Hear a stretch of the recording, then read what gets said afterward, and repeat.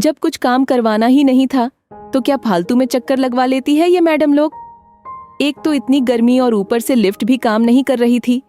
Society के guard के room में कूलर के सामने बैठते पसीने से भींगे विष्णु की बड़बड़ाहट शुरू थी। अरे क्या हो गया विष्णु, किस पर बरस रहे हो? सूरज देवता क्या कम बरस रहे हैं जो अब तुम शुरू हो गए? देख बेटा, अभी नए नए आए हो यहाँ और ऐसे बात बात पर लाल पीला होगे तो कैसे काम चलेगा? प्लम्बर विष्णु को गुस्से में लाल होता देख वहां के गार्ड, जिन्हें सब यादव काका कहते थे, ने थोड़े चेतावनी के लहजे में बोला, काका, ये बड़े बड़े घरों में एसी की ठंडी हवा खाते साहब लोगों की क्या पता हम गरीबों की परेशानी से क्या मतलब? अरे साफ साफ बोल, यूं पहेलियां मत बुझा। वो 5वीं फ्लोर पर कोने वाले फ्लैट से कंप्लेन आई थी। रसोई के सिंक में कुछ खराबी थी। आज गया वहां तो पता चला लिफ्ट की मरम्मत चल रही थी। 5 फ्लोर सीढ़ी चढ़कर गया और रसोई देखकर बता दिया क्या क्या बदलवाना होगा और कितना खर्च आएगा। बिल देखते मैडम का मुंह उतर गया। कहने लगी, जो जरूरी हो वो ही बस करो, बाकी नहीं। बस मैंने भी कह दिया सब जरूरी है, करवाना हो तो बता दे। उन्होंने साफ साफ मना कर दिया। अब आप ही बताओ, काका टूट फुट होंगी तो खर्च तो होगा ना। इतनी कंजूस मैडम मैंने नहीं देखी। एक सांस में विष्णु ने अपनी बात कह दी। बिना किसी को जाने समझे उसे कंजूस कहना और भला बुरा कहना बहुत गलत बात है विष्णु।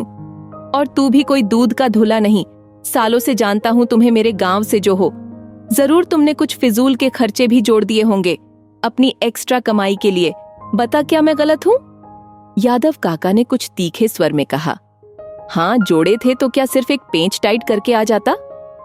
अरे काका, ऐसा करने लगा तो कैसे पालूंगा अपना परिवार? और फिर इसमें क्या गलत बात है काका? इन बड़े लोगों के लिए तो 500,000 क्या बड़ी बात होंगी? तू बिल्कुल ठीक कह रहा है विष्णु, लेकिन ये भी जरूरी नहीं कि जिसके बारे में जैसा हम सोचे वो वैसा ही हो। सबकी परिस्थिति और हालात अलग होते हैं। और जिन मैडम की तू बात कर रहा है उनके लिए भी एक समय पर 1500 प्लम्बर या गार्ड को बख्शीश में दे देना नई बात नहीं होती है। मुझे याद है जब साहब थे तब हर त्योहार को मैडम जी खाना भिजवाती। रात को जब भी मैडम और साहब टहलते तो मुझसे मेरा हालचाल पूछे बिना ना जाते। आते जाते पान बीड़ी के लिए साहब चुपके से हाथों में 100 रुपए दे जाते थे। लेकिन समय का चक्र कहाँ एक सा रहता है।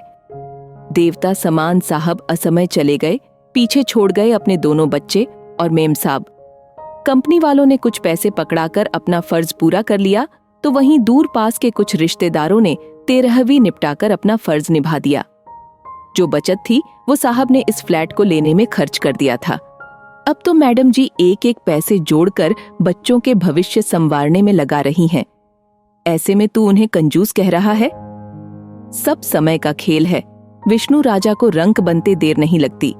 बोलते बोलते भावुक से हो उठे थे काका और शर्मिंदा था विष्णु। आता हूँ काका, अपनी थैली उठाता विष्णु बोला। अब कहाँ जा रहा है?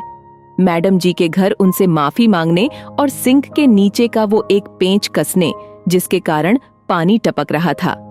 विष्णु थैली उठा चल दिया और काका गीली आंखों से बस देखते रह गए।